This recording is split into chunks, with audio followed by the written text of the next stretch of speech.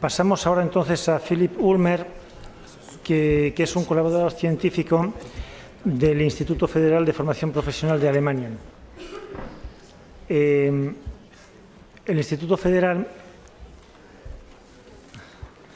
pertenece al Gobierno federal y es un centro oficial que se dedica a la investigación y el desarrollo de la formación profesional.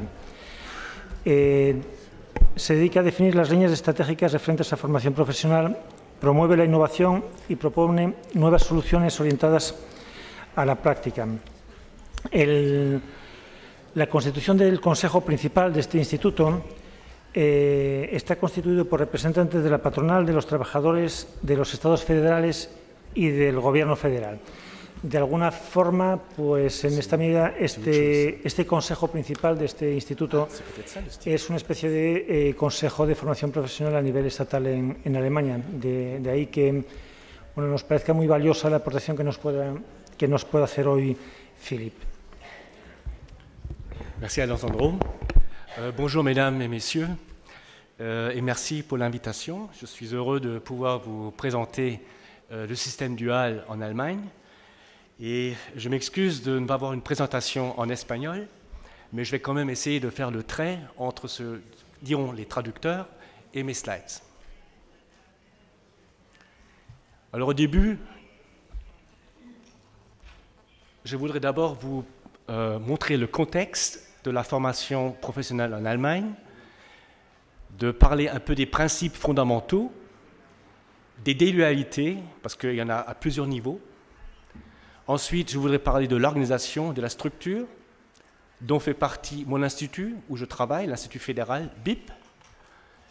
Ensuite, je vais vous donner quelques données statistiques. Et ensuite, pour conclure, parler un peu des atouts et les défis qu'on a en Allemagne.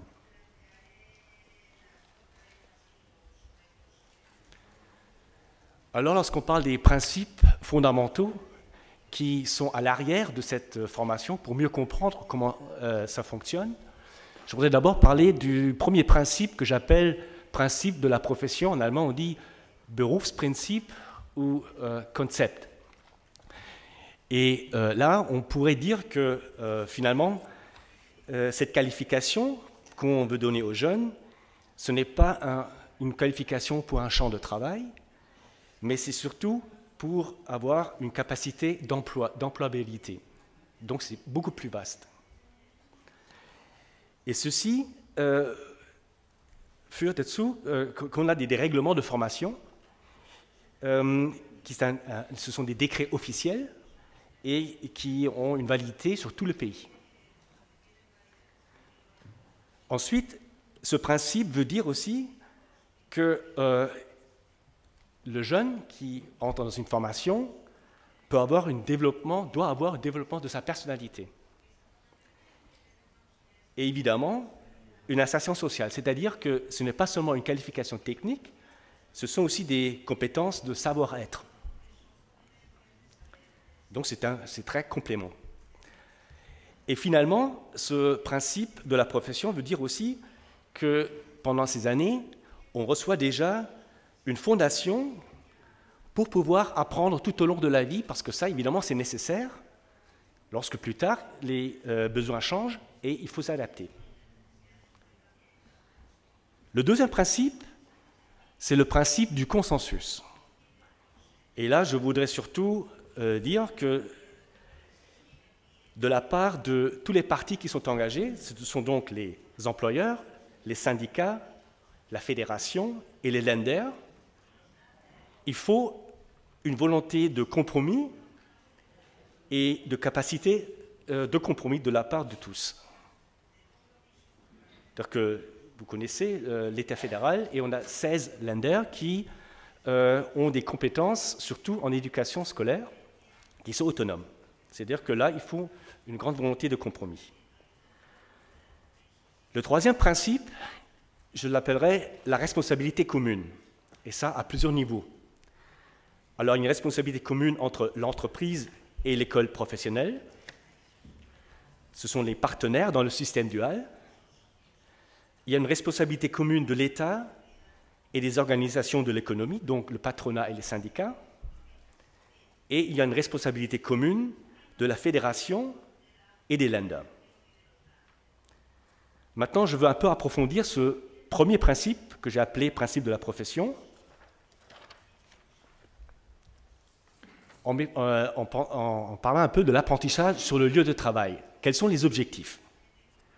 Comme je disais avant, donc, l'objectif central est évidemment de donner une capacité d'emploi vaste, étendue aux jeunes.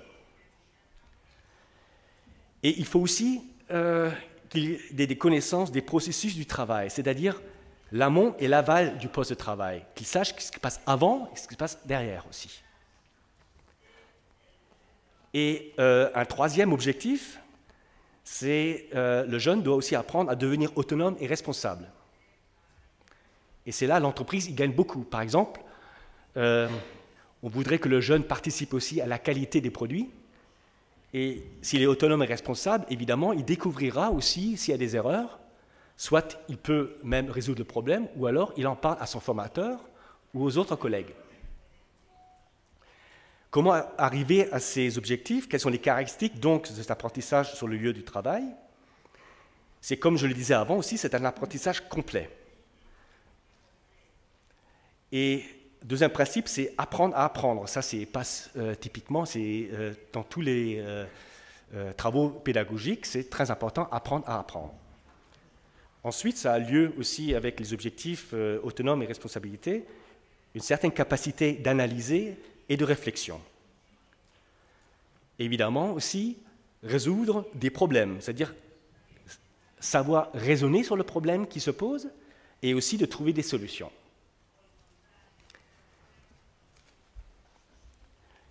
Ensuite, le principe des responsabilités, et j'avais aussi parlé des dualités, c'est-à-dire que c'est à plusieurs niveaux. Alors à gauche, la dualité, lieu d'apprentissage, j'en ai déjà parlé avant. Alors vous avez l'entreprise et l'école professionnelle à temps partiel. C'est un peu comme la Suisse que vous a montré Annette, c'est-à-dire que les jeunes sont en général entre 3 et 4 jours dans l'entreprise et 1 ou 2 jours dans l'école. Deuxièmement, une dualité base juridique. Donc la loi sur l'enseignement professionnel qui a été amendée en 2005 au niveau fédéral. Là aussi, donc, l'Institut est fondé, l'Institut dont j'appartiens. Et deuxièmement, les lois scolaires des Länder.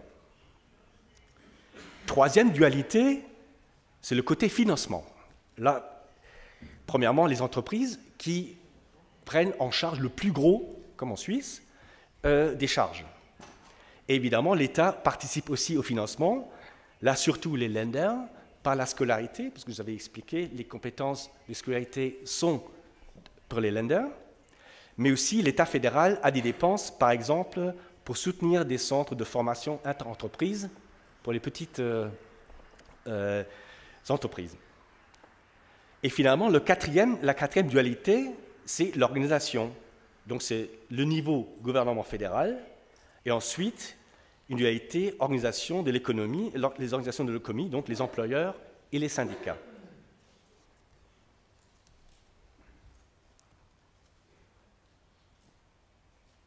Voilà, finalement, ce sont des dualités à différents niveaux. J'ai montré ça sur ce slide. Vous avez donc à gauche la formation en entreprise, dualité.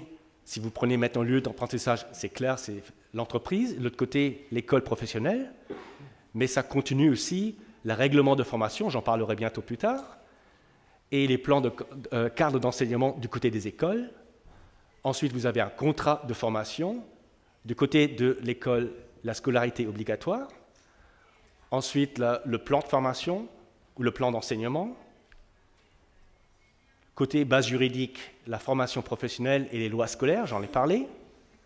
Très important, le personnel dans la formation, là aussi, la dualité, les formateurs ou moniteurs.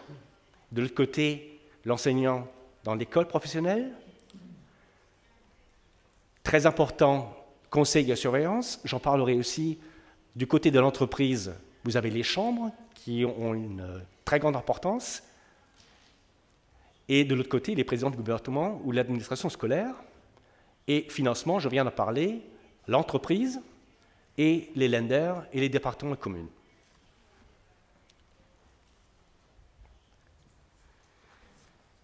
Alors, dans cette responsabilité commune, comment ça se partage? Quel est le rôle des partenaires sociaux dans ce système? Alors, évidemment, je n'ai pas tout écrit, mais j'ai quand même, je pense, donné les formes centrales. Au niveau national, où se situe un peu aussi le BIP, si vous voulez, vous avez donc les représentants des employeurs et des syndicats qui participent à l'élaboration des normes. Ce sont les règlements de formation dont j'ai parlé au début. Mais ça concerne aussi l'aptitude des formateurs sur le plan pédagogique du métier. C'est-à-dire que pas n'importe quelle entreprise peut donner de la formation. Il faut aussi il y a des conditions qu'il faut requérir. Et il y a aussi les recommandations pour le perfectionnement de la formation professionnelle qui aussi, je peux vous donner un exemple plus tard si j'ai un peu de temps. Au niveau régional, vous avez donc les lenders. Là aussi, il y a des commissions qui conseillent le gouvernement du Land. Et là aussi, dans cette commission, vous avez les représentants des syndicats et des patronats. Et, je viens aussi d'en parler, les organismes compétents qui ont un rôle très très important, ce sont des commissions de formation professionnelle. Là aussi, vous avez les organisations qui participent et qui doivent être consultées. Ces organismes compétents, ce sont des organisations d'autogestion de l'économie et des collectivités de droit public. Ils sont dans la loi fondamentale, dans la loi de la formation professionnelle, et ils ont des missions, j'en parlerai bien tout de suite. Le rôle des partenaires sociaux aussi au niveau sectoriel, c'est-à-dire que lorsqu'il y a des négociations, eh bien, ils discutent aussi sur le montant des rémunérations pour les apprentis. Et vous avez aussi le rôle des partenaires sociaux au niveau de l'entreprise.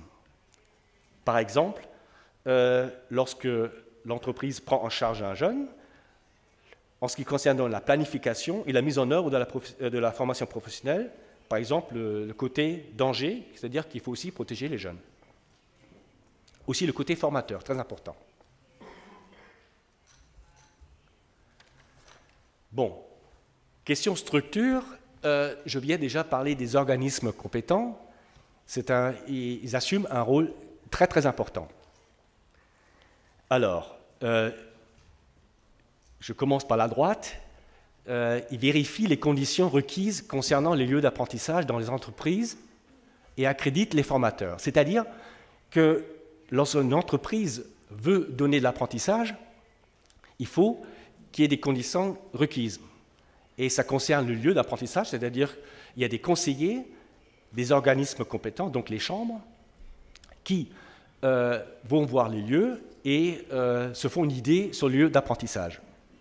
Et en même temps, il faut que l'entreprise nomme des personnes qui ont une qualification professionnelle et une qualification pédagogique. Seulement là, donc, à partir de là, l'entreprise peut donner une formation. Deuxièmement, ils enregistrent les contrats de formation. C'est donc à eux. Troisièmement, ils encouragent la formation professionnelle en donnant des conseils aux formateurs et aux apprentis. Ils surveillent, je le disais avant, la mise en œuvre de la formation professionnelle. Et ce qui est nouveau depuis 2005 aussi, ils supportent et surveillent les parties de la formation suivies à l'étranger. En Allemagne, depuis 2005, les apprentis peuvent faire une partie de leur formation à l'étranger jusqu'à un quart.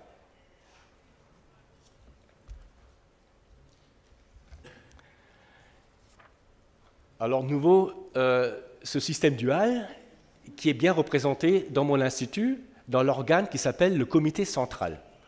C'est un peu une répétition de ce que je viens de dire. Vous avez donc à une table assis les représentants de la fédération, à gauche, à droite les représentants des lenders, à gauche les employeurs et les syndicats. Et comment ça fonctionne? les 4 parties ont chacune 8 voix. Et ils discutent, et ils font des recommandations, et ils décident de beaucoup de choses. Par exemple, il concerne le gouvernement fédéral sur les questions fondamentales relatives à la formation professionnelle. Il décide par exemple aussi du programme annuel de recherche de l'Institut. Le comité peut aussi émettre des recommandations sur l'application uniforme de la loi, par exemple en ce qui concerne la formation des formateurs. Elle peut aussi émettre un avis sur les projets de règlement préparés par le BIP. C'est une formule assez tendre, mais finalement, on peut aussi dire que lorsque le travail des règlements a été terminé entre les différents partis des partis sociaux, et qu'on en discute et qu'on est d'accord dans le comité central, alors le chemin est libre pour en faire un décret, et après, c'est officiel. Oui. Je trouve ça bien que, tandis que ici, j'ai les 4 morceaux de puzzle, et vous avez aussi 2 morceaux de puzzle ici. Et là, c'est bien serré. C'est un hasard, mais je trouve que c'est bien.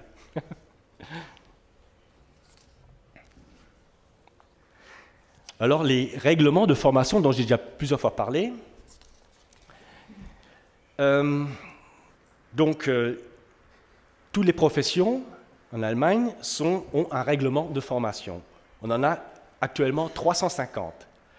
Et lorsque on s'est arrangé entre les experts des employeurs, les experts des syndicats, et sous le rôle du BIP, et évidemment aussi du côté de l'État fédéral et des Länder, il y a donc des normes qui doivent être fixées dans ce règlement.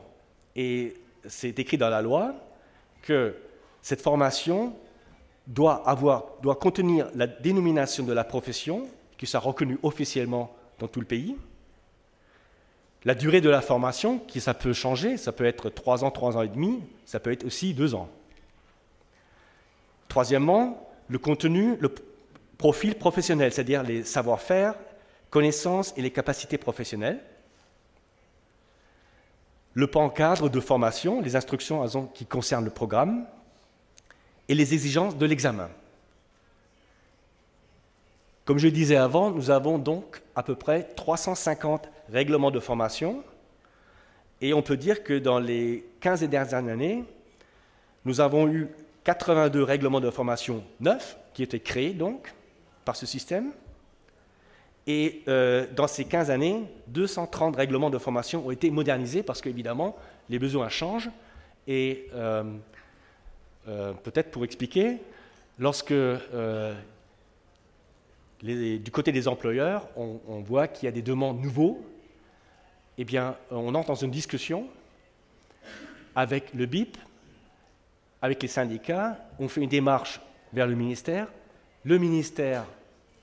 donne une directive au BIP, et le BIP est donc chargé d'organiser ce dialogue entre les experts des employeurs, les experts des syndicats, de l'État fédéral. Ils discutent à peu près 1 an sur le contenu de ce nouveau règlement, ou de ce règlement qui doit être modernisé. Parallèlement, du côté des Länder, on essaye de trouver le règlement de l'enseignement du côté scolaire, et lorsque tout est discuté, eh bien, le contenu est discuté donc dans le comité central, et ensuite ça devient un décret. C'est un peu expliqué ici, où vous voyez les différentes compétences et la coordination et la responsabilité commune des différents partis. Je crois que ce n'est pas nécessaire de t'expliquer tous les petits détails. Je pense que du principe, j'ai pu faire comprendre en quoi ça consiste.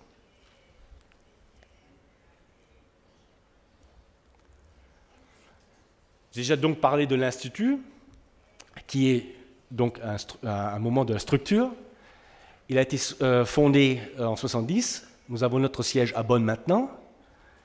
C'est un établissement public sous la tutelle du ministère de l'Éducation et de la Recherche. Ce ministère finance aussi le BIP. Et le BIP a 2 organes. C'est le comité central dont je viens de parler. C'est très important. On l'appelle aussi le Parlement de la formation professionnelle, parce que les différents partis sont représentés.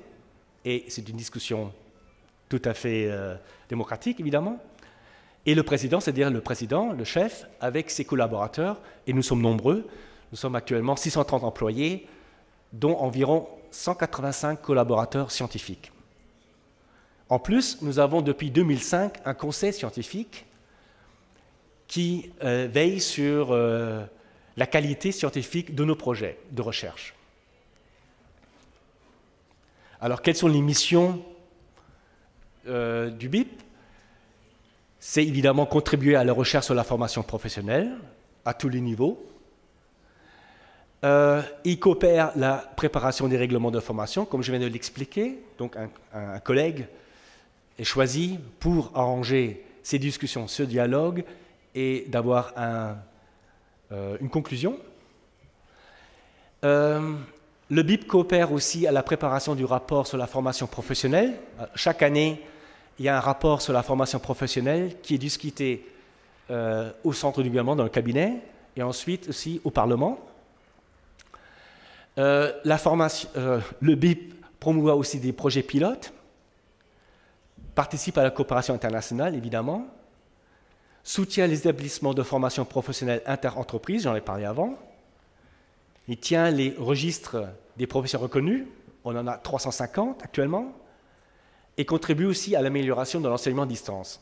Je crois que ce sont presque toutes les missions qui sont inscrites dans la loi sur la formation professionnelle. Alors j'ai quand même quelques statistiques aussi pour vous. Donc actuellement, on a eu, il y a 2 ans, 560 000 de nouveaux contrats signés. Et ça se partage presque 60% pour les jeunes hommes, un peu plus de 40% pour les jeunes filles. En tout, le nombre d'apprentis, parce que ça, c'est 2-3 ans, on en a 1 570 000, financés par l'État, donc de à peu près 10%, le reste financé donc par les entreprises. Nous avons à peu près un peu moins de 500 000 entreprises qui participent, qui donnent de la formation. Ça correspond à peu près à 24% de toutes les entreprises en Allemagne. Le taux d'accès à une formation professionnelle de ce type, donc les jeunes gens qui quittent l'école et vont dans la formation, c'est à peu près 60%. La rémunération moyenne, c'est évidemment différent dans les différents métiers, c'est à peu près 678 €. Les taux d'abandon sont à peu près à 22%. C'est-à-dire qu'il y a beaucoup de causes, évidemment, pourquoi un apprenti arrête la formation. Ça peut être parce qu'il a mal choisi, ça peut être des problèmes personnels, ça peut être des problèmes entre formateurs ou apprentis. C'est-à-dire que c'est aussi un thème absolument important, les formateurs, la qualification des formateurs, pour pouvoir minimiser ce taux. Et le taux de réussite aux examens des apprentis est autour de 90%. Les examens qui sont pris, comme je l'avais dit avant, les organismes compétents. Encore une date pour le financement. Donc en Allemagne, ce sont des dates de 2007. Ça fait à peu près, les entreprises dépensent presque 24 milliards d'euros pour la formation professionnelle. Et l'État en dépense à peu près 11. Ce sont surtout les Länder pour les écoles. C'est l'Agence fédérale pour l'emploi, formation continue. Et c'est la fédération pour, par exemple, ce que je vous disais, les centres de formation inter-entreprise programme. Pourquoi l'Agence fédérale pour l'emploi? Parce qu'on a un grand problème, depuis quelques années aussi, c'est ce système de transition. Ce sont les jeunes qui n'ont pas les qualifications nécessaires pour aller en apprentissage. Mais qu'est-ce qu'on fait? Alors, il y a beaucoup de mesures qui sont surtout financées par l'Agence fédérale pour l'emploi. Et on espère que ces jeunes puissent trouver ensuite un apprentissage. Et ça devient maintenant quand même un grand problème, je reviens à la fin, parce que le déclin démographique montre qu'on en a moins de jeunes, et maintenant les entreprises sont obligées de regarder aussi ce côté-là.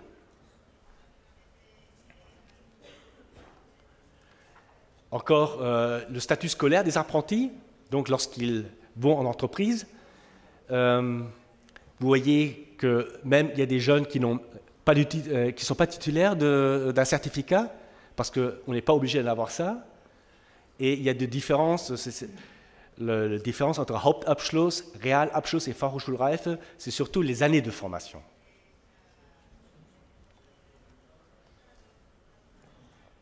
Ok. Alors, pour résumer, quels sont les atouts de ce système en Allemagne?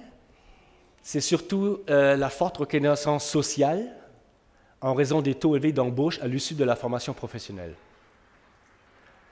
Et il en résulte aussi un faible taux de chômage des jeunes. En 1911, à peu près 9%. Le système permet aussi une adaptation facile à l'évolution des besoins du travail. C'est comme j'avais expliqué, lorsqu'il y a des nouvelles qualifications demandées, eh bien, il y a des démarches du côté des employeurs, à travers les associations. Ils discutent avec le BIP, avec les syndicats, qu'est-ce qu'on doit faire, est-ce qu'on doit moderniser une profession. Une discussion s'engage, le ministère de l'économie écoute, donne une directive au BIP, et le BIP engage le dialogue avec les experts des différents partenaires. Et au bout d'un an, on a une nouvelle formation ou une formation modernisée. C'est-à-dire que c'est assez rapide. Ensuite, un atout, le système associe la formation pratique et théorique, ce qui facilite l'insertion des jeunes sur le marché du travail. L'idée que j'avais expliquée au début, c'est qu'avoir une capacité d'employabilité large permet aux jeunes de pas seulement travailler dans une entreprise, mais dans un grand champ de travail. Et l'idée est qu'il ait aussi une base solide pour avoir sa place dans la société et pour fonder une famille et tout ce qu'on peut penser.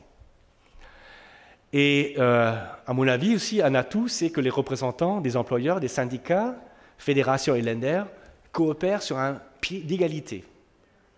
Et à mon avis, c'est un atout majeur pour garantir la qualité de la formation. Parce que tout le monde est intéressé, évidemment, à la qualité.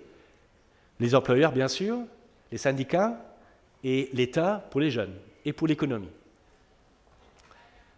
Mais on a aussi des problèmes, c'est sûr. J'en ai parlé. Donc, le déclin démographique, diminution du nombre des jeunes. Et comme je disais avant, les entreprises sont maintenant obligées aussi de voir où est-ce qu'on peut avoir nos jeunes. Et c'est le système de transition dont j'ai déjà parlé, qui concerne plus de 320 000 jeunes. C'est déjà devenu plus faible. Il y a 3 ans, je crois, c'était plus de 400 000. Donc, on est à 320 000. Et ce système est morcelé et manque de transparence. Là, donc, il faut travailler à ce système, mais il faut travailler à gagner ces jeunes, à avoir des formateurs qui peuvent les recueillir, et ça reste un grand problème. Et un troisième problème que je dirais, c'est améliorer la perméabilité, c'est-à-dire la passerelle entre la formation professionnelle et l'enseignement supérieur. Comment permettre aux jeunes qui veulent faire plus encore, après une formation professionnelle, faire une formation à l'université. Et ça aussi, déjà, ça a augmenté, surtout avec les enseignements duals au niveau universitaire. Eh bien, c'est en bref un peu un aperçu sur le système dual. J'espère que ça a été assez clair pour vous, et je vous remercie pour votre attention.